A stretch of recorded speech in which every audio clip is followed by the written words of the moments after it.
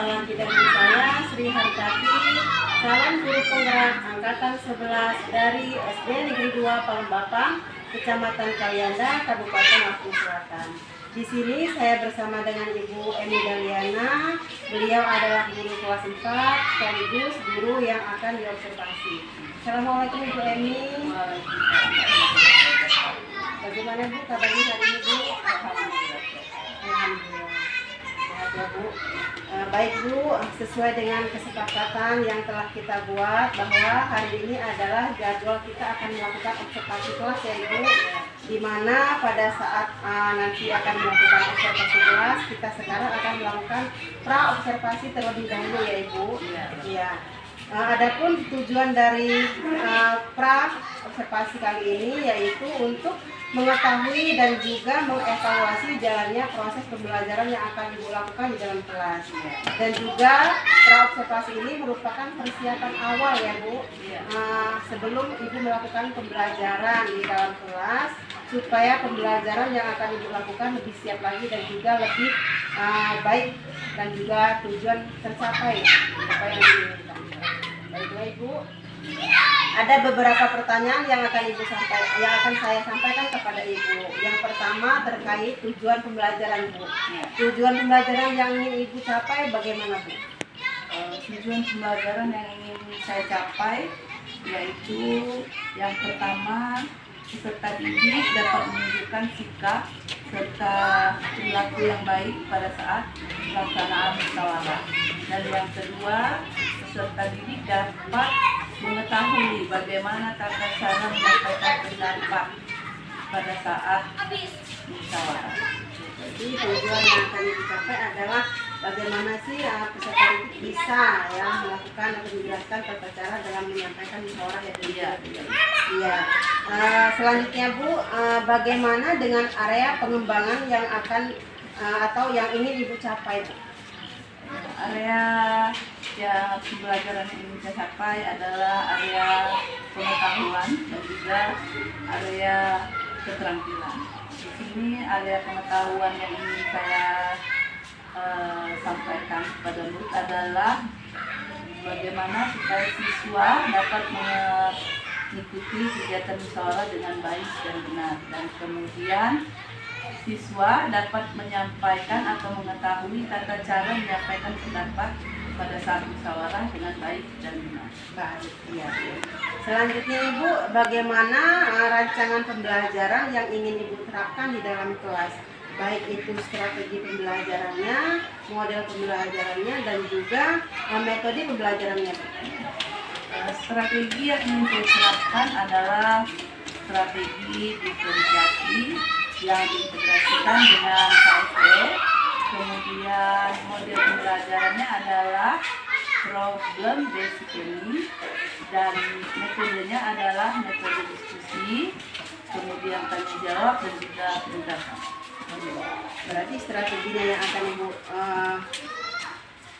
rancangan apa yang akan Ibu terapkan di dalam pembelajaran yaitu strategi diferensiasi ya Bu ya, yang diintegrasikan dengan KSE begitu Bu, yang juga model pembelajarannya model PBL gitu ya Ibu ya. Selanjutnya metodenya itu penugasan, diskusi, serta tanya jawab ya. Selanjutnya nih Bu, bagaimana media pembelajaran yang Ibu gunakan di dalam kelas nanti? Media yang saya gunakan adalah nanti itu adalah yang pertama laptop, kemudian speaker, dan berikutnya adalah LCD monitor. Ya itu ya Bu ya, laptop dan juga speaker supaya suaranya supaya nanti ada tuntutan di situ kegiatan saat dapat mengikuti kegiatan musyawarah gitu. Terima kasih Ibu atas penjelasan dari Ibu. Mungkin nanti setelah pra observasi kita ini mungkin di jam ke-4 dan ke-5 ya Bu ya, kita akan melakukan observasi begitu ya Bu ya. Dan setelah itu, setelah observasi kita akan melakukan pasca observasi ya Bu. Iya. Nah ini Bu, sebelum kita akhiri, kira-kira apa yang Ibu dapatkan dari percakapan kita kali ini Bu? Gambaran gambaran yang saya dapatkan dari percakapan kita kali ini yaitu kira-kira gambaran apa namanya strategi, misalnya strategi apa yang akan saya kembangkan pada saat pelaksanaan observasi nanti.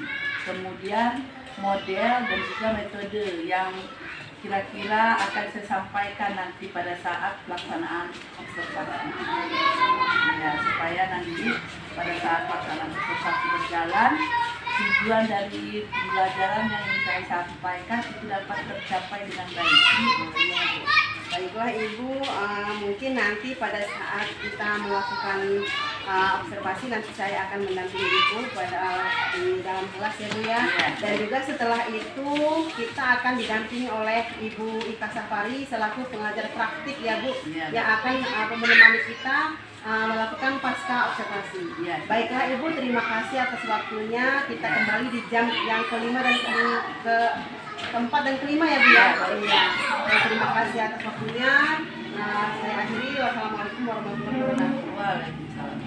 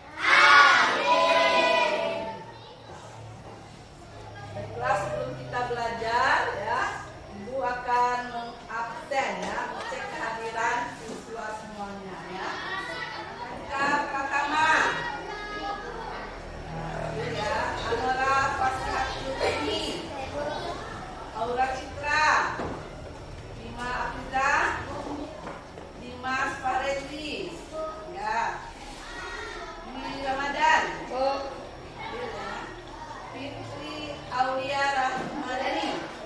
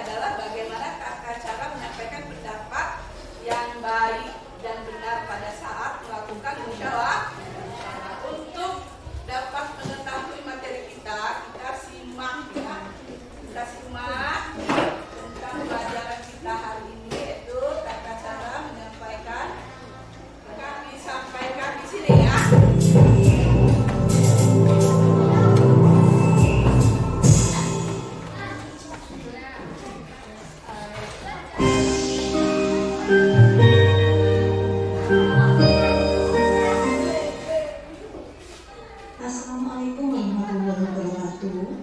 Halo anak-anak yang hebat, berjumpa lagi dalam pembelajaran daring. Hari ini Guru akan melanjutkan unit 2 dari Konstitusi dan Norma di Masyarakat, yaitu pada mata pelajaran PPKN. Ini adalah bab terakhir dari unit 2, yaitu tentang musyawarah dan tata cara menyampaikan pendapat. Seperti kita ketahui bersama bahwa musyawarah merupakan pengamalan Pancasila, yaitu sila ke-4. Musyawarah ini bisa dilaksanakan di rumah, di sekolah, maupun di masyarakat, baik di tingkat desa, kecamatan, maupun kenegaraan. Itu semuanya melaksanakan musyawarah. Sebelum kita berlanjut ke contoh-contoh musyawarah, Guru ingin tahu apa sih musyawarah itu? Musyawarah itu adalah kegiatan diskusi atau kegiatan menyampaikan pendapat untuk mencapai kesepakatan dalam suatu masalah. Dengan kata lain, musyawarah itu digunakan untuk memecahkan masalah berdasarkan kesepakatan bersama. Jadi bukan hanya usulan dari satu orang saja atau keputusan dari satu orang saja. Jadi keputusan dari musyawarah itu merupakan hasil dari lebih dari separuh anggota musyawarah. Misalnya kamu dan keluargamu berjumlah 6 orang akan mengadakan suatu kegiatan, jadi perlu dirundingkan. Jadi musyawarah itu sama dengan perundingan. Jadi kalian bebas untuk mencurahkan pendapat. Jika ada 6 orang dan 2 orang tidak setuju, 4 orang yang setuju, maka yang diambil adalah suara terbanyak. Bukan karena tua dan muda. Jadi meskipun tua atau muda, jika menyetujui usulan tersebut, maka usulan itu akan digunakan. Itu adalah pengertian dari musyawarah, yaitu pemecahan masalah dengan kesepakatan orang banyak. Kemudian musyawarah itu contohnya yang pertama di lingkungan keluarga. Misalnya musyawarah tentang pembagian tugas yang ada di rumah, musyawarah tentang rekreasi. Oh, pada hari Minggu kita kemana ya? Ayah bertanya seperti itu. Kemudian adik berkata, kita ke pantai. Kakak tidak setuju, pantai sangat panas. Bagaimana kalau kita ke pemandian saja? Ibu setuju, itu lebih aman karena kalau ke laut ombaknya sekarang besar. Kakek dan nenek juga setuju. Maka yang dipakai adalah usulan dari kakak karena sebagian besar anggota keluarga setuju. Itu beberapa contoh musyawarah yang ada di lingkungan keluarga. Kemudian musyawarah yang ada di lingkungan kelas, misalnya dalam satu kelas ini untuk semester awal itu masih penuh ya. Ada anggota kelas, ada ketua kelas, kemudian ada sekretaris dan lain sebagainya. Tiba-tiba 2 bulan kemudian sang ketua kelas pindah sekolah karena mengikuti tugas orang tua. Maka dalam kelas tersebut harus memilih ketua kelas baru dengan cara musyawarah mufakat. Jadi setiap anggota kelas atau misalnya dalam kelas 4 itu bebas menentukan siapa yang akan jadi ketua kelas. Di situ misalnya calonnya ada 3, kemudian yang lain juga mengeluarkan pendapatnya siapa yang cocok, siapa yang kurang cocok. Itu adalah contoh musyawarah yang ada di kelas. Contoh lain musyawarah yang ada di kelas yaitu penentuan regu piket. Misalnya untuk hari Selasa siapa, hari Rabu siapa. Dan musyawarah yang lain misalnya penentuan kelompok, penentuan tugas proyek, penentuan tema proyek, dan lain sebagainya. Selain di keluarga dan di sekolah, ada juga musyawarah yang dilaksanakan di lingkungan masyarakat. Misalnya musyawarah dalam menentukan kelompok tani, misalnya musyawarah dalam memilih ketua RT, musyawarah dalam menentukan jadwal ronda malam, dan sebagainya. Itu adalah beberapa contoh dari kegiatan musyawarah untuk mencapai mufakat dalam menyelesaikan masalah. Dalam musyawarah itu ada hal-hal yang harus diperhatikan ketika menyampaikan pendapat. Jadi saat kita berpendapat, selain mengajukan tangan terlebih dahulu, kita harus memberikan pendapat dengan suara yang jelas, tidak boleh bergumam. Jadi diusahakan seluruh anggota musyawarah mendengar suara yang kita sampaikan. Pendapat yang kita sampaikan terdengar jelas. Kemudian tidak menyinggung perasaan orang lain. Jika berpendapat, kita harus menghargai orang lain juga, karena di sana banyak orang. Dan kita tidak boleh memaksakan pendapat kepada orang lain. Misalnya, pendapat saya, dia yang harus jadi ketua kelas. Kemudian yang lain tidak setuju, maka kamu mengancam. Itu tidak boleh. Jadi tidak boleh memaksakan pendapat kita kepada orang lain. Karena pendapat yang menurut kita baik belum tentu baik menurut orang lain. Dan yang terakhir, dalam menyampaikan pendapat tidak boleh bertele-tele, harus to the point atau langsung ke pokok masalahnya. Tidak boleh terlalu ruwet dalam menjelaskan.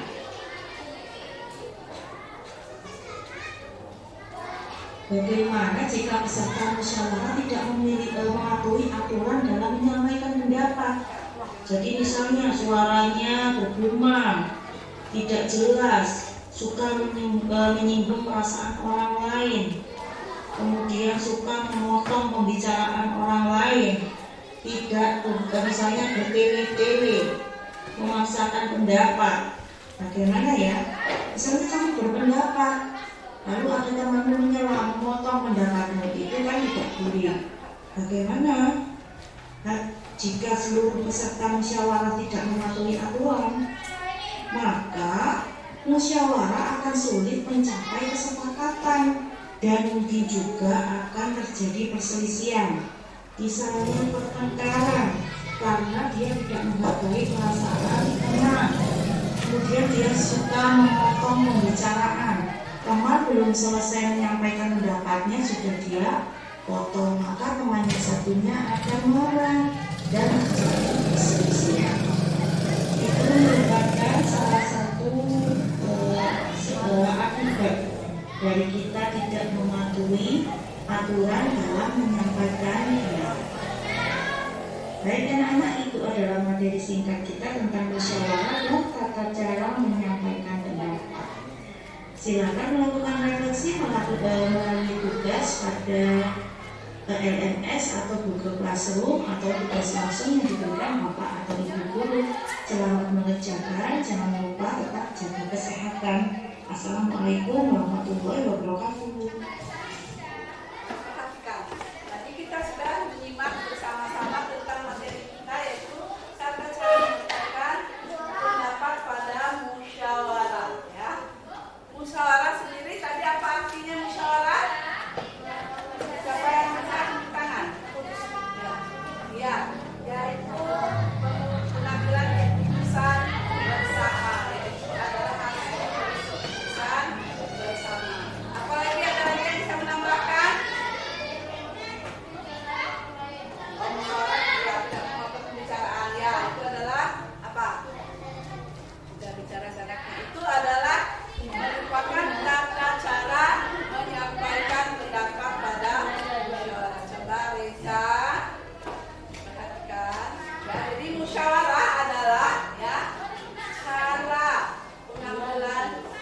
pendapat, ketika pengambilan pendapat secara bersama-sama untuk menentukan kesepakatan bersama.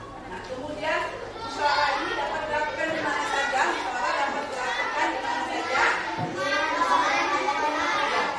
Musyawarah dapat dilaksanakan di lingkungan sekolah, keluarga, kemudian juga lingkungan masyarakat. Kemudian bagaimana? Contoh kegiatan yang dilakukan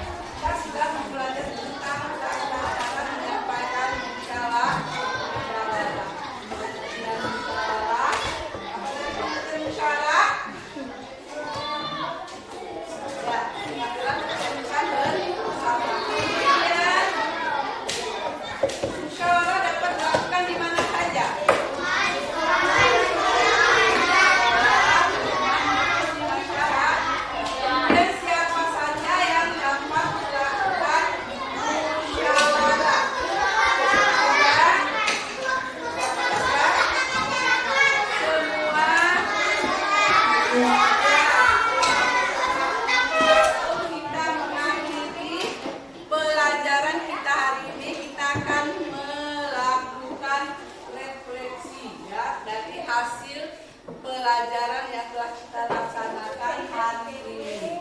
Ya, perhatikan semuanya, Rama. Bagaimana ya kesan atau pendapat kalian terhadap pelajaran yang telah kita lakukan hari ini? Bagaimana kesan pendapat kalian terhadap pelajaran yang telah kita lakukan pada hari ini? Ayo.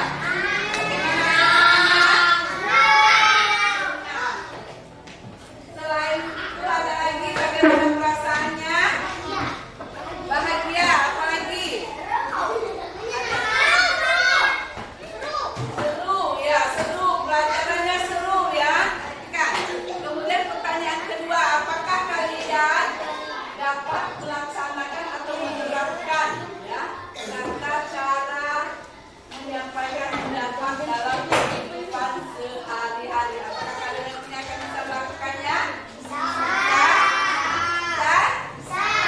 Saya. Caranya bagaimana tadi adalah dengan cara yang tadi menyampaikan pendapat dengan kemudian tidak bertele-tele, menghargai pendapat orang lain. Ucapkan terima kasih atas kerjasama kita hari ini dalam melakukan belajar dengan baik. Baiklah, sebelum kita menutup pelajaran hari ini,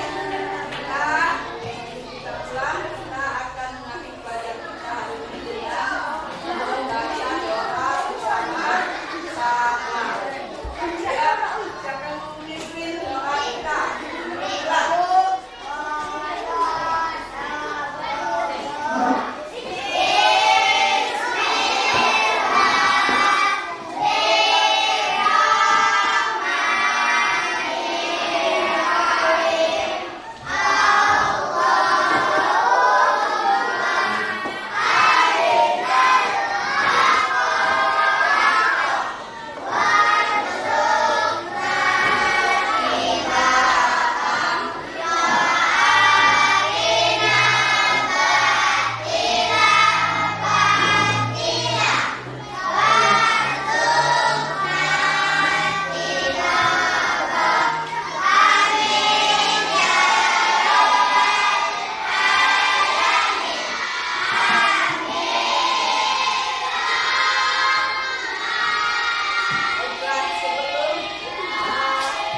menutup pelajaran hari ini, Ibu menyampaikan supaya besok belajar lebih giat dan mudah. Akhiri pelajaran hari ini dengan mengucapkan Assalamualaikum warahmatullahi wabarakatuh.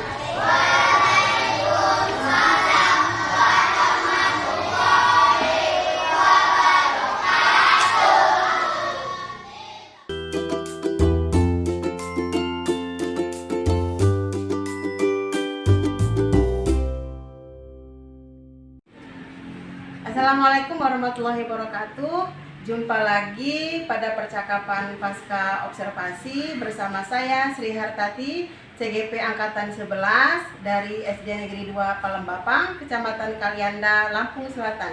Bersama saya ada Ibu Emi Daliana selaku guru yang diobservasi dan juga Ibu Ika Safari selaku pengajar praktek. Assalamualaikum Ibu Ika dan Bu Emi. Bagaimana kabarnya Ibu hari ini? Alhamdulillah. Alhamdulillah sehat. Baik Bu, kali ini kita akan melakukan pasca observasi ya Ibu ya. Kita akan melakukan percakapan. Di sini saya akan memberikan beberapa pertanyaan kepada Ibu selaku guru yang diobservasi ya Bu ya. Baiklah. Pertanyaan pertama ya Ibu, bagaimana perasaan Ibu terkait observasi yang telah berlangsung Bu? Perasaan saya senang, tapi di samping itu ada sedikit perasaan deg-degan gitu, khawatir gitu ya, karena ada tim penilai yang mengikuti atau melihat kegiatan observasi dalam kelas. Oh iya, berarti ada perasaan khawatir tetapi sangat tenang begitu Iya. ya, karena ada yang menemani Ibu pada saat pembelajaran Iya. sebagai observasi. Iya. Ya, selanjutnya Ibu, pertanyaan yang kedua, bisa Ibu ceritakan kembali Bu area pengembangan yang Ibu lakukan di dalam kelas dan juga langkah-langkah apa yang Ibu lakukan sebelum melaksanakan observasi. Langkah-langkah yang saya lakukan sebelum observasi berlangsung, terlebih dahulu saya membuat modul ajar untuk melaksanakan observasi. Dan dalam pelaksanaan observasi saya mengembangkan area pengetahuan dan juga area keterampilan.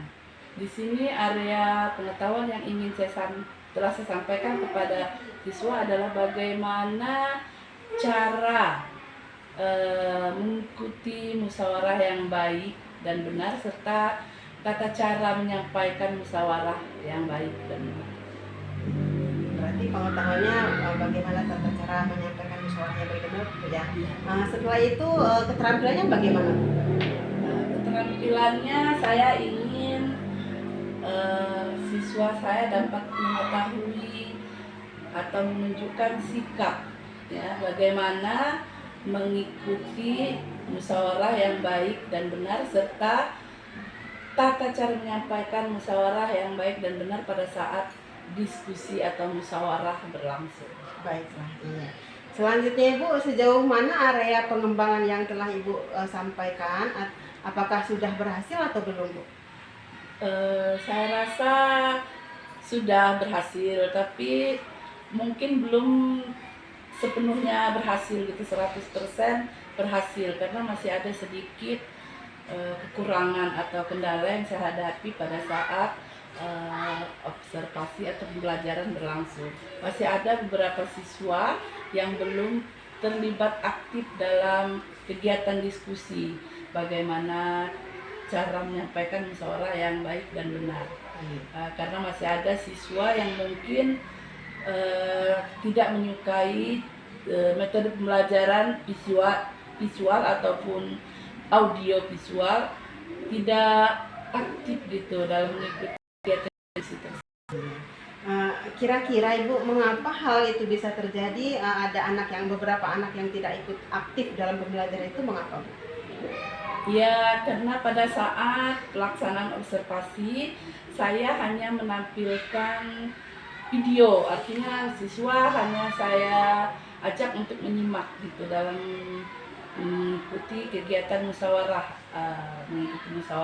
dan juga menyampaikan musyawarah. Jadi mereka masih ada yang belum paham gitu bagaimana cara mengikuti musyawarah yang baik serta tata cara menyampaikan musyawarah yang baik dan benar begitu. Mungkin kedepannya saya akan mengajak siswa saya tersebut untuk ikut melaksanakan langsung gitu, diskusi langsung bagaimana mengikuti musyawarah serta menyampaikan tata cara musyawarah yang baik dan benar pada kegiatan musyawarah. Iya, baiklah Ibu. Berarti rencana Ibu ke depannya akan memberikan pembelajaran yang langsung praktek, berdiskusi langsung begitu ya, supaya mereka begitu, ya. paham cara menyampaikan pendapat yang baik dan benar Ya, begitu. Ya, mudah-mudahan apa yang Ibu sampaikan ini, apa yang menjadi rencana Ibu terrealisasi ya Bu ya, bersama anak-anak. Mudah-mudahan tujuan pembelajaran pun tercapai. Nah, kira-kira Ibu kapan Ibu akan melakukan perubahan dengan rencana yang akan Ibu sampaikan tadi, yang telah Ibu sampaikan tadi? Rencana untuk melakukan perubahan tersebut belum terpikir ya waktunya kapan gitu, tepatnya kapan akan dilaksanakan, tapi secepatnya akan saya laksanakan gitu. Mungkin kalau misalnya ada kesempatan, mungkin dalam minggu depan atau 1 minggu berikutnya gitu ya, dalam minggu-minggu inilah gitu. Berarti dalam minggu-minggu ini Ibu akan melakukan perubahan tersebut ya Bu ya, akan mengajak anak membuat diskusi kelompok gitu ya, bagaimana cara berdiskusi yang baik dan benar begitu ya Bu ya. Iya. Semoga saja Ibu bisa secepatnya gitu ya Bu ya, mengajak anak-anak untuk berdiskusi. Semoga Ibu rencananya ke depan akan lebih baik dan juga terrealisasi dan tujuan pembelajaran yang tercapai. Terima kasih Ibu atas jawabannya. Selanjutnya saya akan memberikan kesempatan kepada Ibu Ika selaku pengajar praktik untuk memberikan tanggapan atau umpan balik terhadap observasi pasca observasi saya selaku CGP dengan Ibu Emi dan Diana. Terima kasih. Ya. Silakan Ibu. Ya, baik Bu Sri, terima kasih atas waktunya. Buat Ibu Emil juga sudah meluangkan waktunya untuk kegiatan kita pada hari ini ya Bu ya. Sudah melaksanakan kegiatan observasi kelas, kemudian kita selanjutnya pasca observasi. Di sini saya sudah mengamati jalannya diskusi coaching yang telah dilaksanakan Ibu berdua ya Bu. Ibu Sri sudah baik, sudah sangat baik mendampingi atau memberikan pertanyaan-pertanyaan yang terbuka ya, kemudian menemukan kata-kata kunci sehingga Bu Emil bisa digiring dan bisa mengembangkan mengembangkan untuk bagaimana supaya lebih kedepannya lebih baik lagi, seperti itu ya Bu. Tadi Ibu Sri juga sudah menerapkan alur tirta, coaching alur tirta ya Bu ya. Tujuan pembelajaran, tujuannya apa, kemudian mengidentifikasi masalah-masalah yang ditemukan di kegiatan observasi kelas, kemudian menanyakan rencana pengembangannya, rencana aksi yang akan Ibu Emi laksanakan, kemudian dan waktu pelaksananya pun sudah Ibu Emil ungkapkan ya atau terangkan kepada Ibu Sri. Ya, sangat baik sekali. Saya sangat mengapresiasi kegiatan coaching ini. Semua sudah berjalan baik dan jelas dan alur tirtanya pun sudah dapat. Sekian aja dari saya, Ibu Sri. Terima kasih Ibu atas tanggapan yang telah Ibu berikan. Baiklah, akhirnya rangkaian kegiatan supervisi akademik telah berakhir, dimulai dari pra-observasi, pelaksanaan observasi, dan juga pasca observasi. Saya ucapkan terima kasih kepada Ibu Ika dan Ibu Emi atas percakapan kita pada hari ini pasca observasi. Demikian saya akhiri. Wassalamualaikum warahmatullahi wabarakatuh. Waalaikumsalam.